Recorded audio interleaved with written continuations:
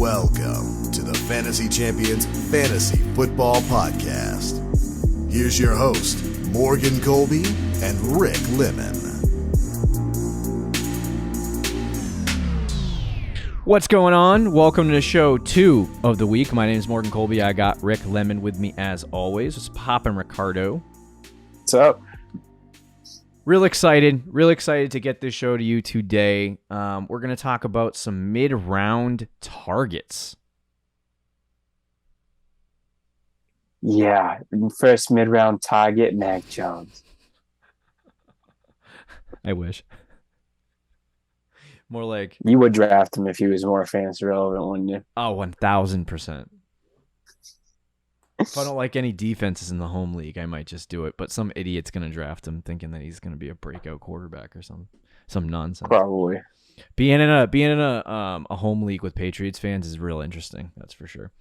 But we're going to talk about guys that you should be targeting in the middle of your drafts between rounds 4, 5 to rounds 8, 9.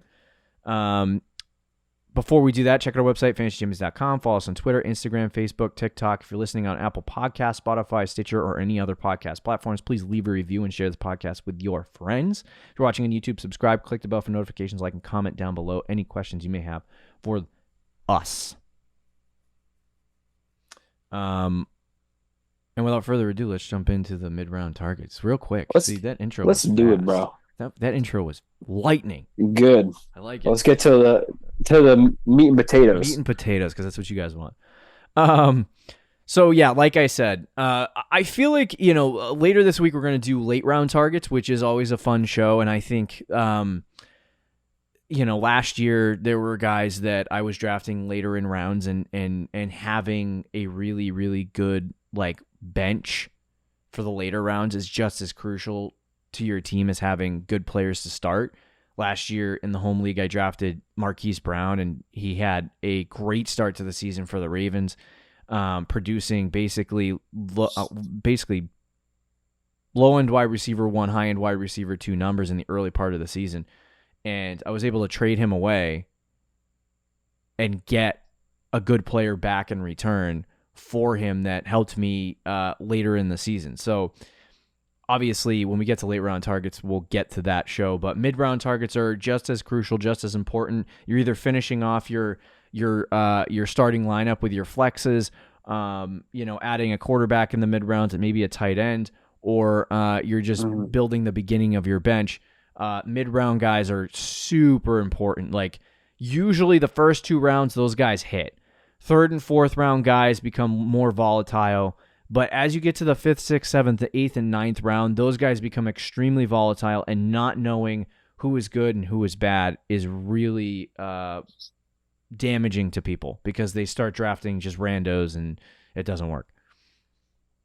So we're going to give you some guys. We actually wrote down 9 guys that we like in the mid rounds, just that we really, really like, and then we have some honorable mentions. Yeah, we have some honorable mentions that we'll throw in at the end quickly. But we won't talk much about them. We'll just say their names. But so these 5 guys that we have here are guys that we are definitely targeting in the mid rounds. We'll start off with the number 1 guy and talk about him rather quickly because we've spent a lot of time on him in the off season. If you want to check out some different shows, I believe he was on the Bounce Back show. Is that true? Yeah, he should be. So he should have been on the Bounce Back Players show. So we've talked about him a numerous amount of times, but it is Allen Robinson of the Los Angeles Rams. Obviously, him going from we waited for years for Allen Robinson either to leave the death hole that is Chicago or get a quarterback that was good. So they found a quarterback, but the coach sucked, and the quarterback was a rookie, and so now Allen Robinson has a really bad year.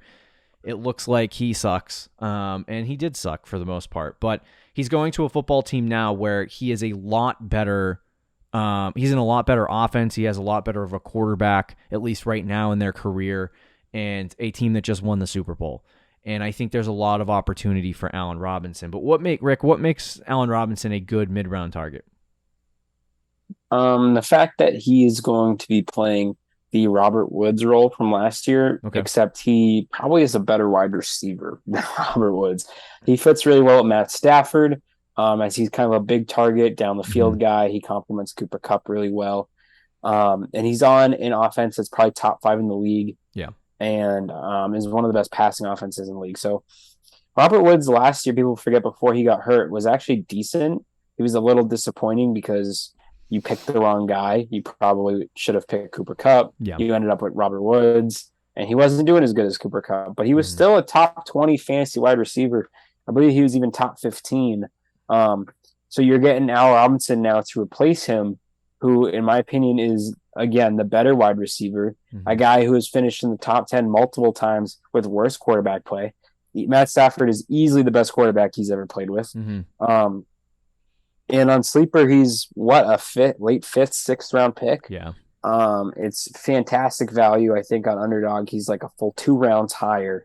And ESPN, he's even later. I think he's like pick 70 on ESPN. Yeah. And Yahoo, I believe he's like a 6th round pick. So all these redraft platforms, he's like a fifth, 6th round pick. So you're getting I think a mid to potentially high end, probably a high end wide receiver too, Yeah. in the 5th or 6th round. It lets you, focus on other positions earlier, and you feel really good with Allen Robinson as your wide receiver 2 on your team, Mhm. and it lets you go running back, receiver, running back, running back, running back, receiver, Yeah. first 4 rounds, or if you're the type of person that wants to get Mark Andrews or A Kyle little bit Pitts or saucy. Travis Kelce, whatever, Yeah. it lets you do that, Right. and still have a really good wide receiver too.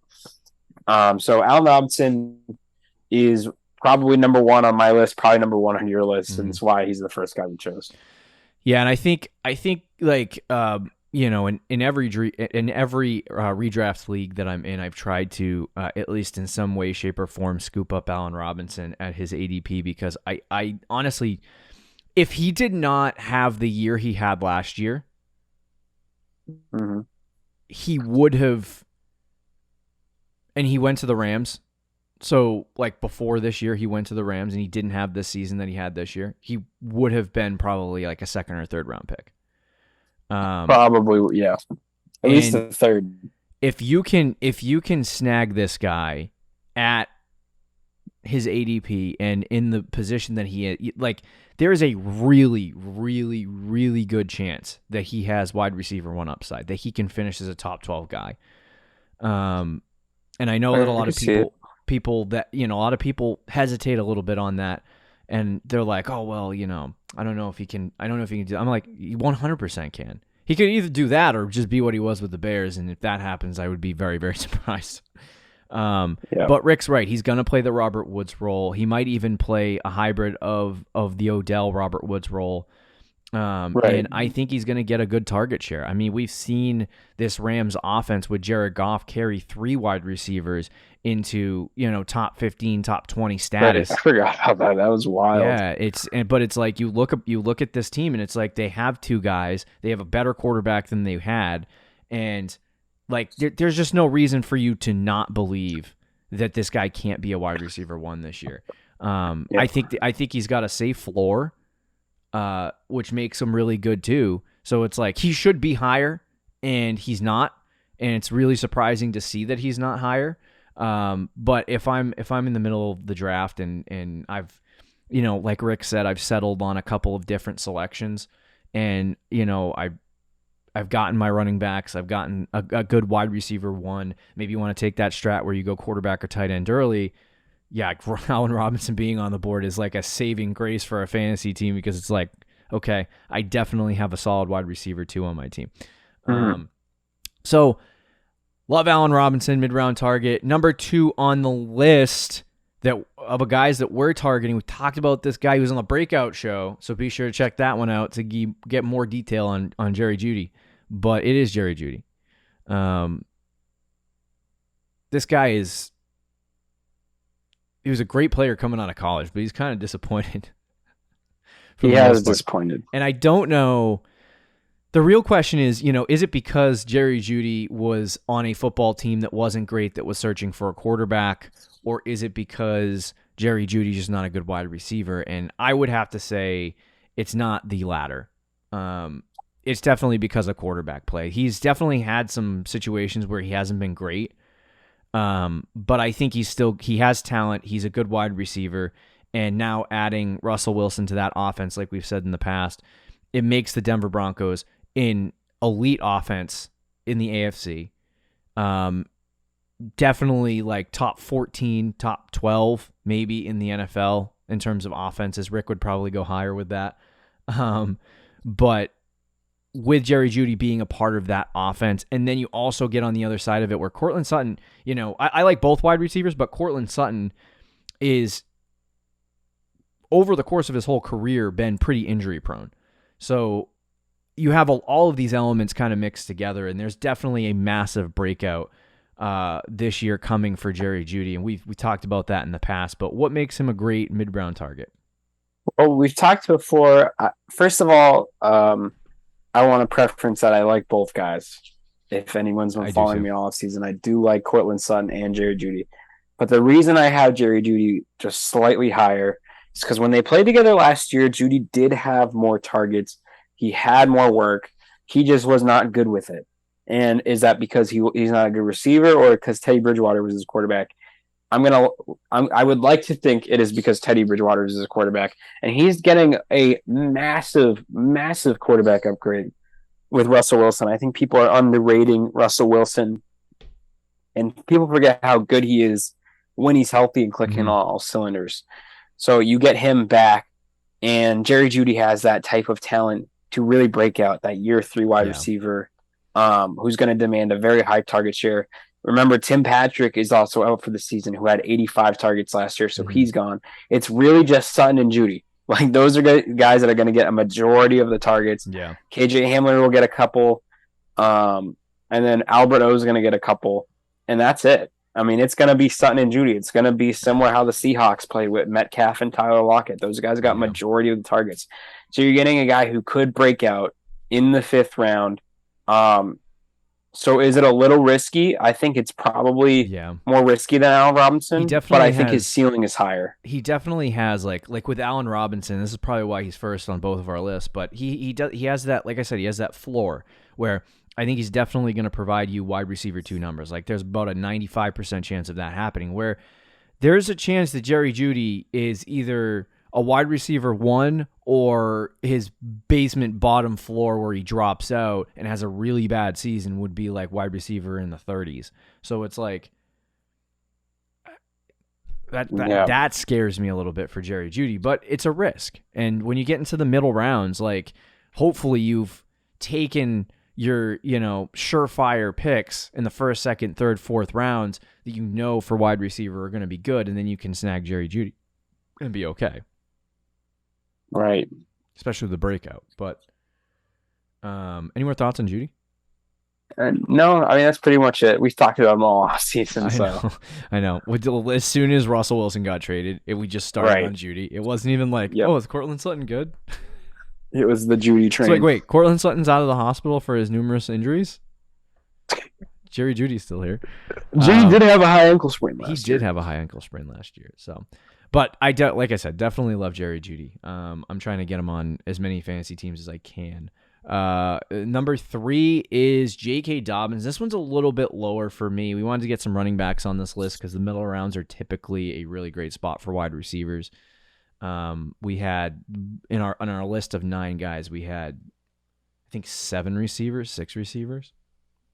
So, but J.K. Dobbins is really interesting. And I talked about last week or maybe the week before about the 4th round being kind of like a dead zone for running backs where you usually draft them and then they end up being dead weight and they're not great. And this year being a little bit different where you have running backs who are younger, who are going in that 4th round, 5th round range, that have a decent shot of producing.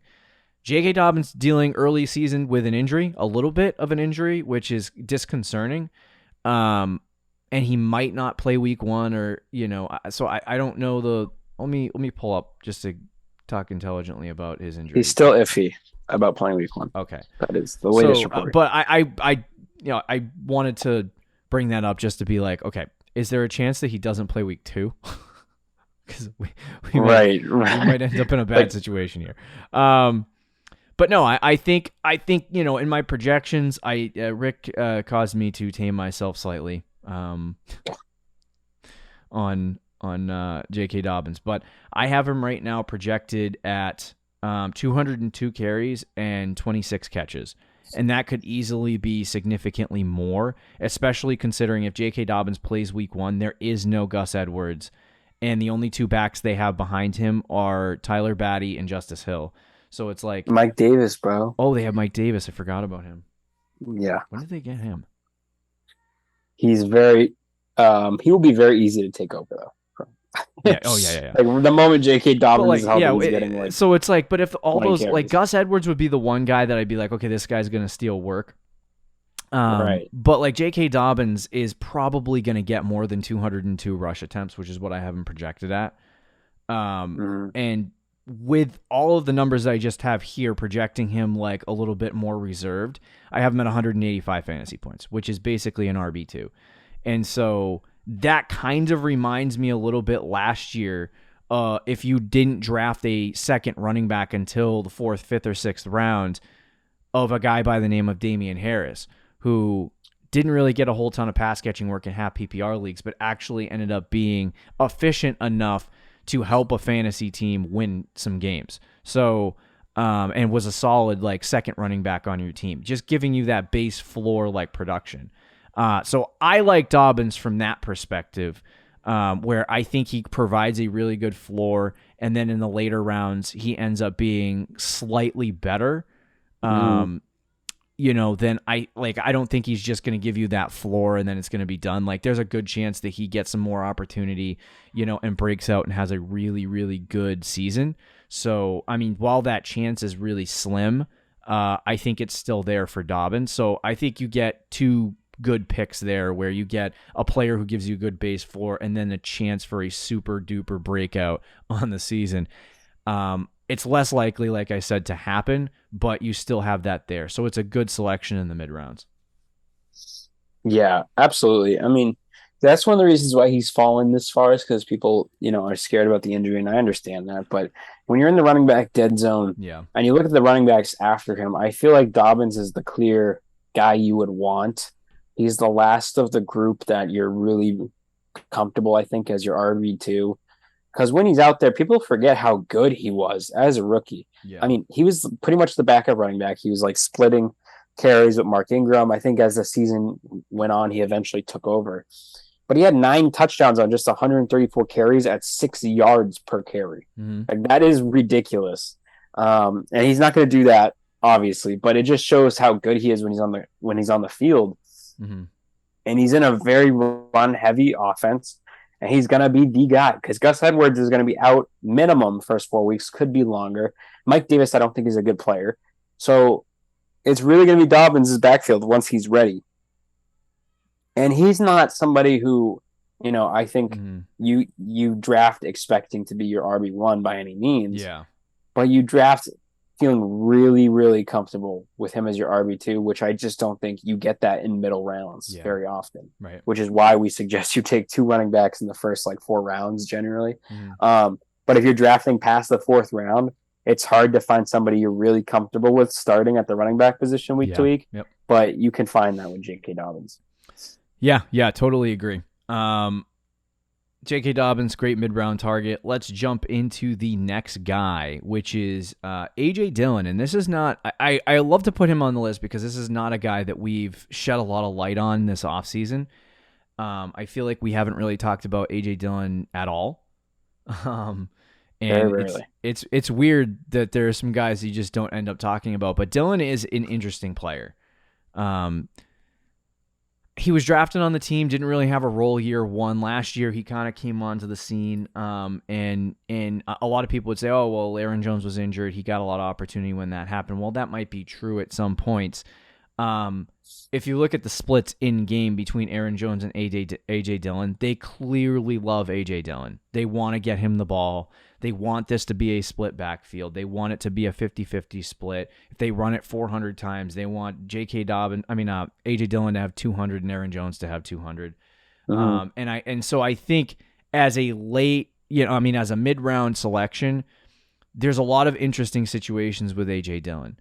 I do think that he could hit that 200 carry threshold and then maybe add 15 to 20 15 to 20 catches to that total, which would put him somewhere in the vicinity of 220. And so if he does that, there's a good chance that he could be an RB2 and be solid for your team. I think where he's going, he would end up being possibly a bench selection. But if you're doing zero running back and you've taken a bunch of different players and you need a second running back, I don't think A.J. Dillon is all that bad of a selection to begin with to start, week one. But I think where A.J. Dillon provides an okay floor for you in terms of that RB2 status, he also provides a large ceiling if Aaron Jones misses time.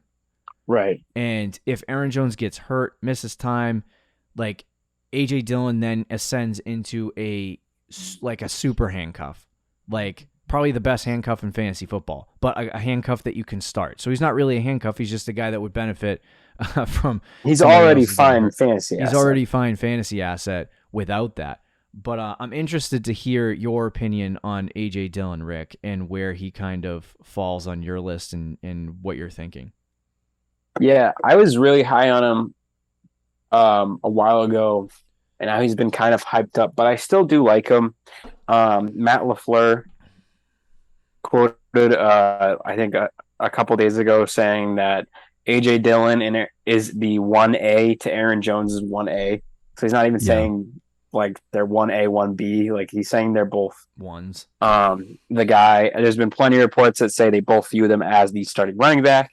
Aaron Rodgers has said that he thinks there's going to be more plays this year where they're both on the field at the same time because they're two of their best offensive weapons. So, like, they're both going to be heavily involved. A.J. Dillon, as long as Aaron Jones is out there, though, that is capped off by Aaron Jones's play because of the receiving work. But he's going to be still good. I mean, he, like you said, he had 189 carries last year with Aaron Jones being there for most of the season, 187 carries. So I think this year he's probably going to get about 200 carries if Aaron Jones stays healthy. He's going to get more goal line work, and he could arguably get more receiving work as well, and get like 50, 55 targets. So, and he was the RB 22 last year, 22, 23. So he was already technically a low end RB2 last year, and that's about where he's getting drafted. He's getting drafted, I think, as like the 24th, 25th running back off the board. Yeah. And you're getting someone who has a much higher ceiling than that.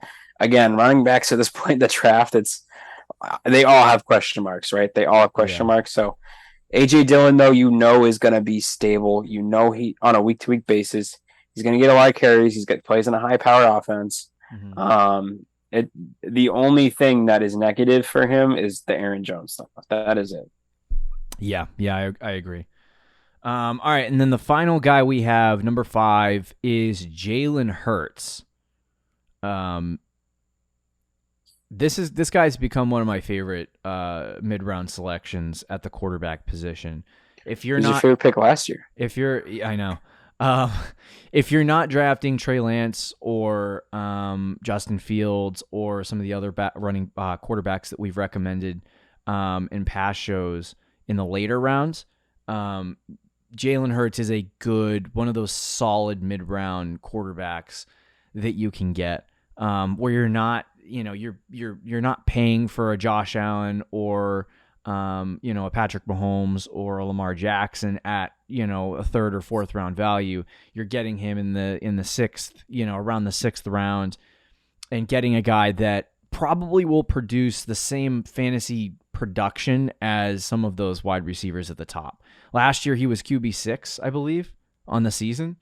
And the offense only improved. So if they're doubling down on Jalen Hurts and he's the starting quarterback for all 17 games and that's who you get, I only think that Jalen Hurts is going to go up. So if you can get a top 3-4 quarterback in fantasy football at round 6-7 value, I think that's great. And I don't think that there's a chance that Jalen Hurts doesn't do top 5 performance, because last year, it's not like it's out of the realm of possibilities. Like I'm telling you that last year he was, QB 15 and Now I'm telling you, is going to be QB3. Like, he was QB6 last year, and with the offensive improvements, that will probably bump him up to QB, from QB6 to QB3, or QB4.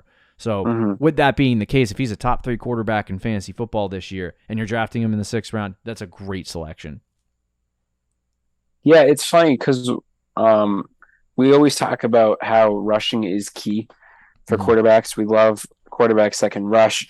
Outside of Lamar, Jalen Hurts was second in the NFL among quarterbacks in rushing. Yeah. And then for this year, it's probably going to be the same thing. Maybe Trey Lance, I think last year was on pace, I believe, for being second in the NFL among quarterbacks if he played the full season, which he only played like 3 games. So kind of hard to tell. But I would assume Trey Lance is going to have more carries. But outside of Trey Lance and Lamar Jackson, Jalen Hurts is by far the 3rd most rushing. He gets a lot of rushing touchdowns. And then, as you said, the offense has improved, so you would expect his passing numbers to be much better. He only had 3,100 passing yards and 16 touchdowns.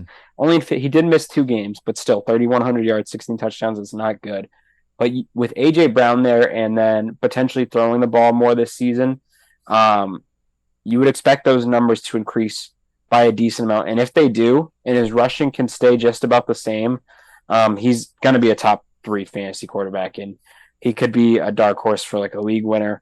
It's like, why are you going to draft Josh Allen in the 2nd, 3rd round when you could get someone who's going to be close to production in the 6th round in Jalen Hurts? So if you're going to draft a quarterback in this range, I definitely would recommend Hurts. Kyler's not too bad either, but like Joe Burrow or Hurts, to me, I think Hurts is going to be a much better fantasy asset than Joe Burrow. Okay. Even though Joe Burrow is a much better real life quarterback, that's not how fantasy works. Nope.